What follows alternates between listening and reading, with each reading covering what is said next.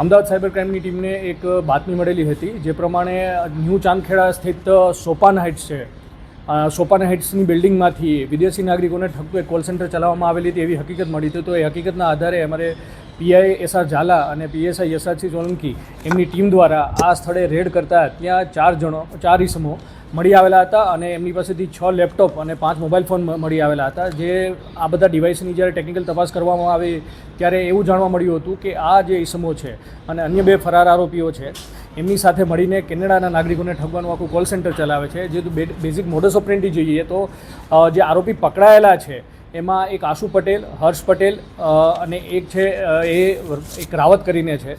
આ 3 આરોપીઓ અને એક અન્ય આરોપીઓ છે કે જેના ઘરે આ કોલ સેન્ટર ચલાવવામાં આવેલું હતું.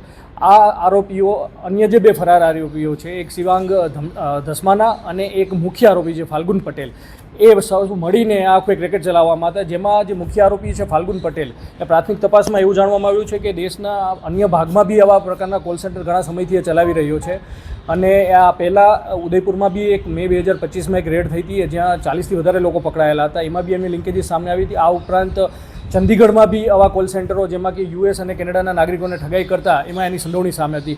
હાલના જે કોલ સેન્ટર જે ચાંદખેડામાં મળેલું છે એમાં વિગતો જોઈએ તો પહેલાં કેનેડાના નાગરિકોને એક આઈવીઆર કોલ કરવામાં આવતો હતો, જેમાં આઈવીઆર કોલમાં એક પ્રી રેકોર્ડેડ વોઇસ ક્લિપ હોય છે, જેમાં એમને જણાવવામાં આવતું કે એમના એક TFSA એકાઉન્ટ એટલે કે ટેક્સ ફ્રી સેવિંગ એકાઉન્ટ છે, એમાંથી પૈસા ઉપાડવાનો પ્રયત્ન થઈ રહ્યો છે. વધારે માહિતી માટે આપ 1 અથવા તો 9 પ્રેસ કરો.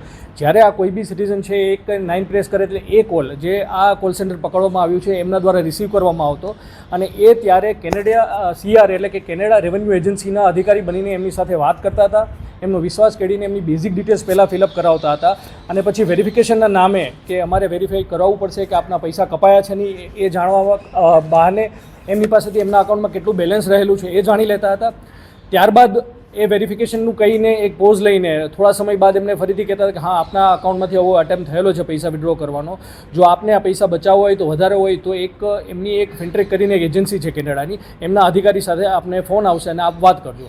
આટલી વિગતો મેળવી અને જેમની બેન્કિંગ વિગતો જે વિક્ટિમની મેળવી છે એ વિગતો મેળવી અને જે અન્ય ફરાર આરોપી છે શિવાંગ ધસમાના એમને આ લોકો એમને વોટ્સએપમાં ફોરવર્ડ કરતા હતા અને પછી શિવાંગ ધસમાના છે એ ફિન્ટ્રેકના એજન્ટ બનીને એમની સાથે વાત કરતો હતો. પ્રાથમિક તપાસમાં એ મળ્યું છે આ જેટલા વિક્ટિમો છે કેનેડાના સિટીઝન એમને પછી શિવાંગ એવી રીતના ઝાંસો આપતો કે આપના અકાઉન્ટમાંથી જે પૈસા કપાઈ રહ્યા છે એને સેફગાર્ડ કરવા માટે 3 રીતે એમની પાસેથી પૈસા લેવામાં આવતા. એક, એમની પાસેથી ગિફ્ટ કાર્ડ પરચેસ કરાવીને એ ગિફ્ટ કાર્ડની વિગતો મેળવી લેવામાં આવતી. બીજું, અગર કોઈ જો વિક્ટિમ છે એ ડિજિટલી લિટરેટ હોય છે તો એમની પાસે ક્રિપ્ટોકરન્સી કિયોસ્ક જે કેનેડામાં હોય છે એમાંથી આ એક વોલેટ એડ્રેસ જેમાં એક ગવર્મેન્ટનો લોગો કેનેડાનો રાખી અને એ વોલેટ એડ્રેસ એમને મોકલવામાં આવતા અને એ વોલેટ એડ્રેસમાં ક્રિપ્ટોકરન્સી મારફતે પૈસા મેળવવામાં આવતા. અને ત્રીજી છે એક વાયર ટ્રાન્સફર એટલે જે મ્યુલ અકાઉન્ટ ઇન્ડિયામાં જેમ યુઝ થાય છે અલગ અલગ સાયબર ફ્રોડમાં, એવી રીતના કેનેડામાં ખોલેલા મ્યુલ અકાઉન્ટમાં આ પૈસા ટ્રાન્સફર કરાવતા. અને આ બધા જેટલા પૈસા મેળવેલા છે એ ફાલ્ગુન પટેલ અલગ અલગ એક ચાઇનીઝ કોઈ પ્રોસેસર છે એમને દ્વારા કન્વર્ટ કરાવી અને 60% એ ક્રાઇમની પ્રોસીડ છે પોતે મેળવતો હતો.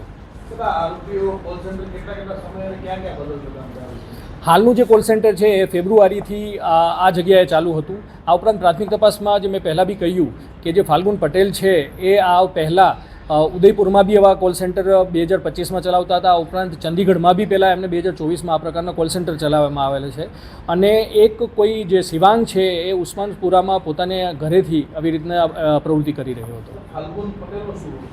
ફાલ્ગુન પટેલે મેઇન કિંગપિન છે, આખા સૂત્રધાર જે છે, જે એમની પાસેથી એપ્લિકેશન મળેલી છે IBM એપ્લિકેશન કે જેમાંથી IVR કોલ જનરેટ કરવામાં આવતા, પ્લસ જે સ્ક્રિપ્ટ છે એ બધું ફાલ્ગુન પટેલ દ્વારા આ જગ્યાએ ઇન્સ્ટોલ કરવામાં આવેલું હતું. અને આ જેટલા લોકો પકડાયેલા છે એમને હાયર કરવાનું કામ, ટ્રેનિંગ આપવાનું કામ અને જે ક્રાઇમની પ્રોસીડ આવે છે એને પ્રોસેસ કરીને ઇન્ડિયામાં લાવવાનું કામ ફાલ્ગુન પટેલનું હતું.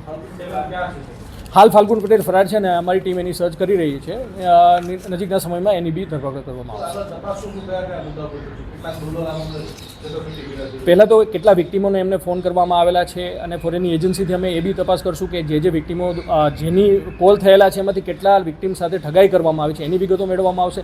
ત્યારબાદ આ પેમેન્ટ પ્રોસેસર કોણ છે જે આખી પ્રોસેસમાં ઇન્વોલ્વ છે અને ફાલ્ગુન પટેલ અને શિવાંગ ધસમાના સિવાય આવા બીજા કોઈ અગર એના સાથી છે કે એની ઇન્વોલ્વ, આ ઉપરાંત એના અન્ય કોઈ કોલ સેન્ટર આવા ચાલુ છે કે નહીં એ બાબતમાં તપાસ કરી રહ્યા છીએ. પકડાયેલા આરોપી જે મેં પહેલાં બી કહ્યું જે કેનેડાના સિટીઝન સાથે વાત કરી અને જે એમની પાસેથી બેઝિક ડિટેલ્સ અથવા તો એમના બેન્કિંગ ક્રેડેન્શિયલની ડિટેલ લઈને અને આરોપી શિવાંગ ધસમાના છે એમને આપવાનું અને આ જે બી જે લોકો સાથે ઠગાઈ થાય એ ઠગાઈમાંથી જે બી એને અમે કમિશનની રકમ એને આપવામાં આવતી. આ ઉપરાંત અમુક કોલરો છે એમને 20,000 મહિને સેલેરી આપી અને જે નાગરિક સાથે ઠગાઈ થાય છે એમના જેટલા પૈસાની ઠગાઈ થાય એમના 2% ડોલરમાં એ ઇન્કમ એમને ઇન્સેન્ટિવ તરીકે આપવામાં આવતી હતી.